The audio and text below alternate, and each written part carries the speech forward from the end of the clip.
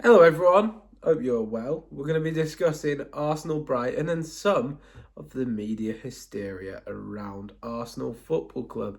I do hope that you enjoy this. Obviously, the game is going to be taking place at the Amex on Wednesday night. Arsenal will be having a tough time. I don't know about you, but I always worry when we take on Brighton. There is something about Fabian Herzler that just gets under my skin a bit. And I think it's since that game where Declan Rice was sent off third or fourth game of the season last year. There's just something about Brighton, well, not really Brighton the team, but more Fabian Herzler that I just do not enjoy when I'm welcome Brighton, at least. I think they've got a very solid squad. They've got players like Matoma, who are brilliant. They've got players like Danny Welbeck, who's sort of going against the test of time, as they say, and has been superb. But I just worry about Brighton as a fixture. It's one that you can always slip up on, and hopefully Arsenal will show their experience, show their title winning sort of stature within this one, and show everyone that, to be honest, we are the best team in the Premier League and at the moment in the world. Is that too strong a statement? Maybe. But this is just my thoughts, at least. I think that Arsenal should have enough to beat Brighton, definitely. But I do feel worried. Going into the game, there's quite a lot of noise about Arsenal Football Club, as there always is. I do feel, I don't know about you, I feel that we are the most hated club in world football. And I don't think it's close, to be honest. So, yeah, I just think Arsenal are the most hated club in the world.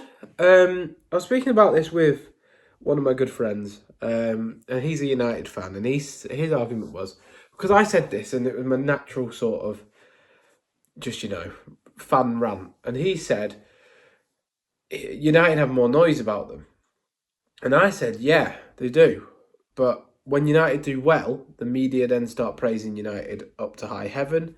When United do badly, it's a story they get hated more than any other club. But it's not a consistent hate. With Arsenal, it seems when they do well, they get picked apart. When they do badly, they get picked apart. No matter what they do, doesn't chime to the media. When we used to play beautiful football under Arsene Wenger, it was all, oh, they get bullied. They need to be stronger there, no excuses, etc.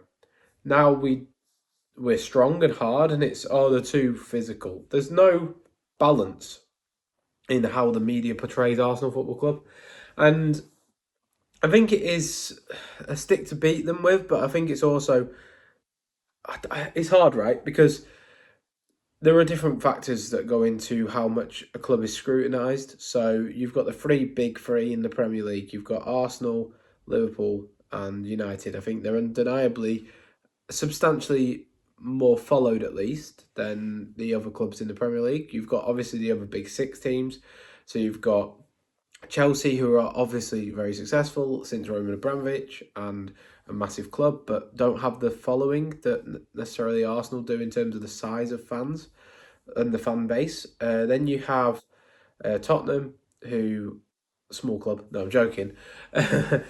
Who are successful in terms of the business sense, but they don't necessarily also have the fan base. More historic, obviously, than Chelsea. And then Man City, who are phenomenally successful, but as you see with the Etihad, they don't have the fan base either. So there's a difference, I believe, in size and stuff between United, Liverpool, and Arsenal, and then the other three teams.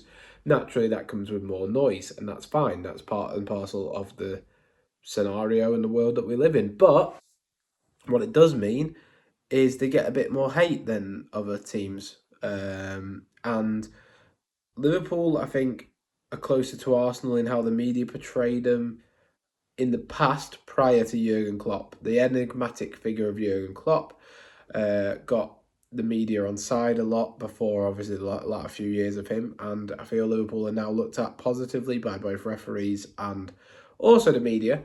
And United are favoured by the media heavily in terms of when they're doing well because of the likes of Gary Neville, Roy Keane, etc. Everyone wants United to be the institution that they once were under Sir Alex Ferguson. Arsenal don't really have that big media presence at the moment, so it's a different standard that they're held to.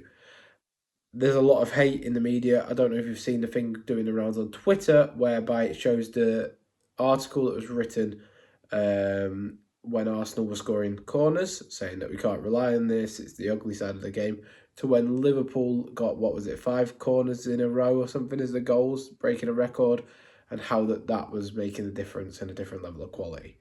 I think recently Keown and Petit, in particular on Talksport, have spoken out about the hate in the media that's about Arsenal. How Petit, in particular, stated how Arsenal can get praised, but there's always a backhanded dig but after it. So Arsenal had the difference against Chelsea, but it was 2 corners.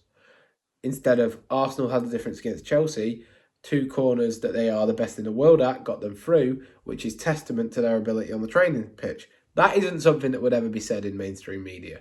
And I understand it. It's because hate gets clicks. Clicks are what sell papers and headlines and all that. But it's important to bring this to light because ultimately, Arsenal are the best team in the world from set pieces. Set pieces is the only controllable environment that you will have on a football pitch where you can dictate exactly where you stand and there's less variables in terms of the wind or the flow of the game or whatever. So to be elite in that area is a phenomenal asset. It can't be your only asset, but Arsenal scored the most goals in the Premier League. And I think it's second or third for open play goals. So they have other strings in their bow. They might not be as attractive to watch as certain teams who like to play counter-attacking football. E.g. Man City have been less controlled this year. They keep going back to front with quick counter-attacks. They've got players to do it. But it's impressive how in most games Arsenal controlled and control the game, no matter what team it's against. They have the most possession. They have the best rest defence. They don't give up much defensively. I think that's something that's impressive, and it's just whether they can get the small margins to get them over the line. And when luck doesn't go Arsenal's way, they tend to falter a bit because they're playing a game of such small margins in their approach. They want to offer the actual attack of the other team as little chances as possible, and that ultimately means that they have less variation in Arsenal's attack because they won't commit as many people forward, which means that they have less chances to score, which ultimately is a knock-on effect. Anyway, the point I was getting at is Arsenal are the most hated team in the country. Martin Keown and Emmanuel Petit, as much as some of their reasonings behind what they said on Talksport was incorrect, overall the premise of what they're trying to get across and say was absolutely correct. But that's that. That's my thoughts on the situation and the buzz surrounding Arsenal Football Club in the last few hours. I hope you have enjoyed this video. If you have, and if you are new, obviously subscribe for more from me. Thank you for watching. See you next time.